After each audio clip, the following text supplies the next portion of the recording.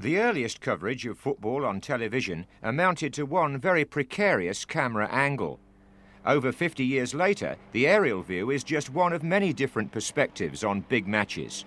This is Nicol looking for McMahon. Good through ball. He got away from Ratcliffe. Oh, and John August in a great position. And Liverpool have scored. Watson heads it forward to Cotty. Sharp. Chances here. Nevin. And outside him a chance too. And Grobbelaar. And it's got in. Oh, there's Rush in there. Rush! Goal! Ian Rush. Liverpool back in front. Ratcliffe. Watson's up. Here's McCall again. Oh, yes! Rush! Goal! 3-2 Liverpool. The first club to face the cameras were Arsenal in the 30s.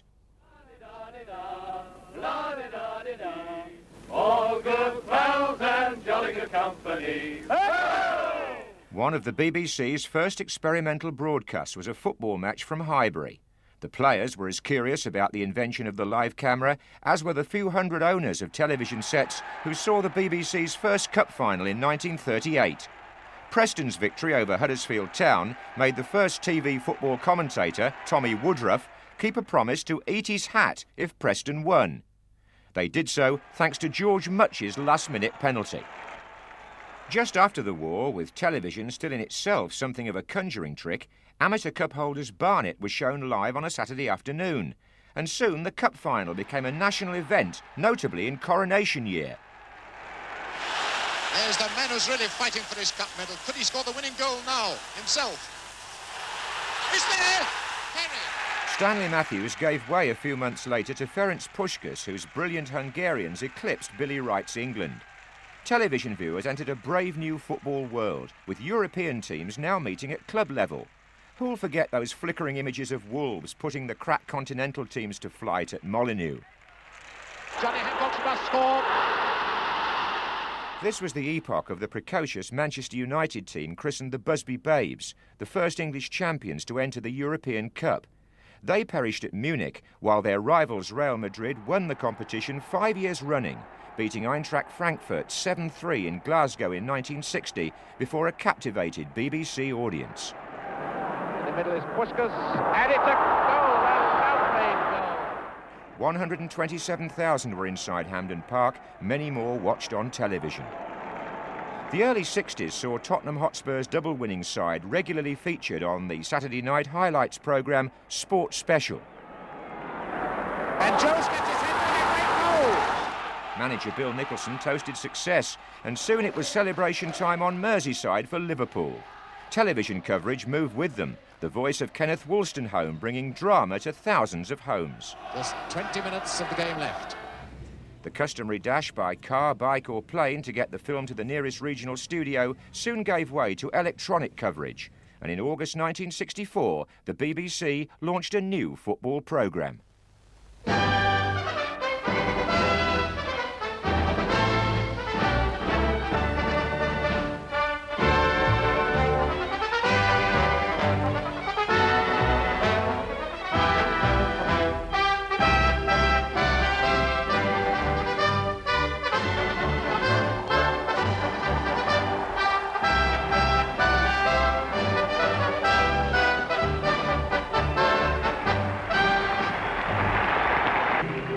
Welcome to Match of the Day, the first of a weekly series coming to you every Saturday on BBC Two. As you can hear, we're in Beetleville for this Liverpool versus Arsenal match.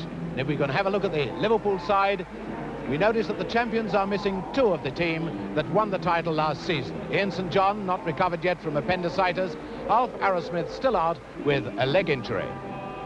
So Liverpool rather depleted from their championship team, but what about Arsenal? Many people think that this could be Arsenal's year, so let's have a look at their team. We see one new man in the side, Don Howe, the former England right-back, signed from West Bromwich Albion at the end of last season.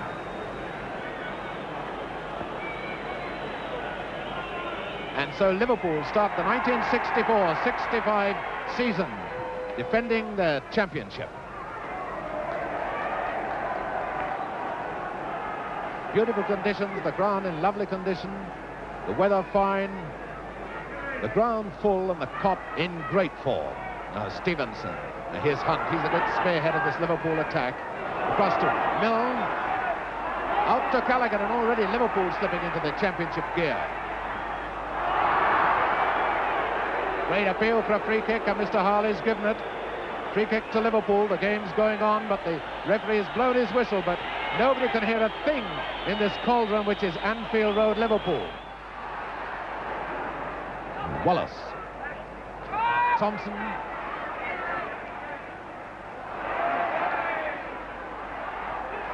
And is it too high for Callaghan? No. Hunt. It's a goal!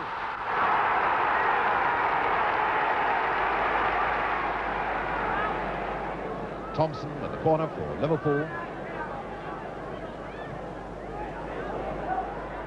Now Callaghan.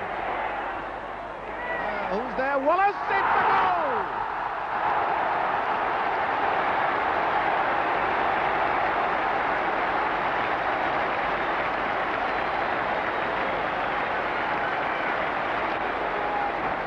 Baker.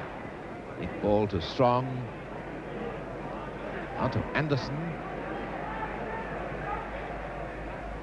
Strong again. Easton, a good return, a fine move and a lovely goal by Strong. A lovely goal.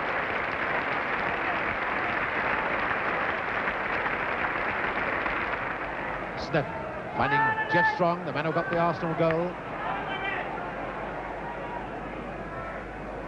That's a beautiful ball to Armstrong. There's Baker. And it's a goal. Baker has equalised. Oh, what a beautiful goal. Glorious goal by Baker. It's Callaghan. Dying seconds of the game now. It's Wallace. It's there! Wallace has scored! 3-2 to Liverpool. Their match against Arsenal would one day throw up last-minute drama again for the cameras. But the black cat that crossed the BBC's path that day brought luck and longevity.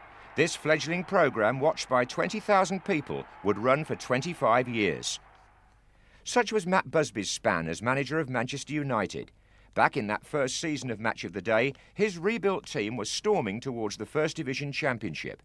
Now television viewers all over the country could thrill to the sight of a dynamic Bobby Charlton, a dashing Dennis Law, and a mesmerising mop-haired teenager called George Best.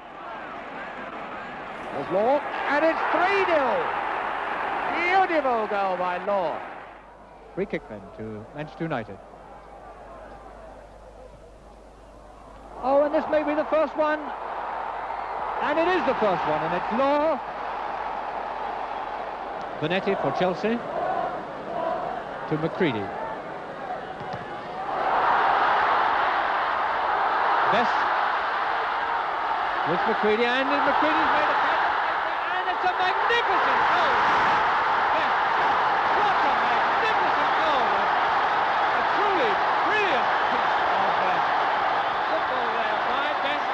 There he is, number 11.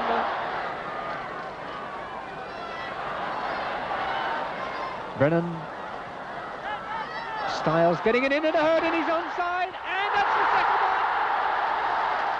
A brilliant piece of quick thinking there by Styles, really, that they are congratulating.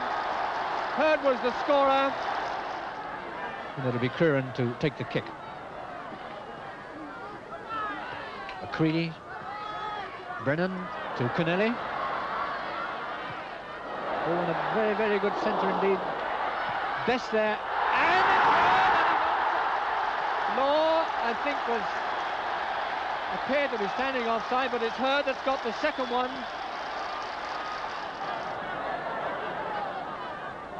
Best getting that long throw there from Kieran to Hurd, to Law rather. And there it is. Law it is then. Best, Jack Charlton. Always the master in the middle in defence. Connelly, and there's the first goal by Connelly.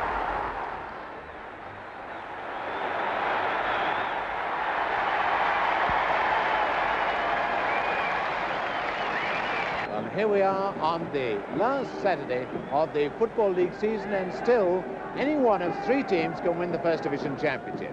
But we feel that this is the game Manchester United and Liverpool, because we are likely to be able to see the First Division champions, the eventual champions, and the cup winners. At least we see the cup finalists.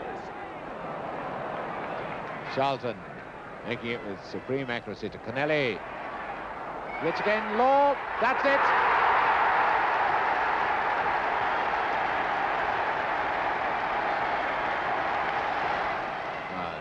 Law to Charlton. Charlton now to Connelly. And this second half, just like the first half, with Manchester United doing all the attacking. Rear end, and Law, number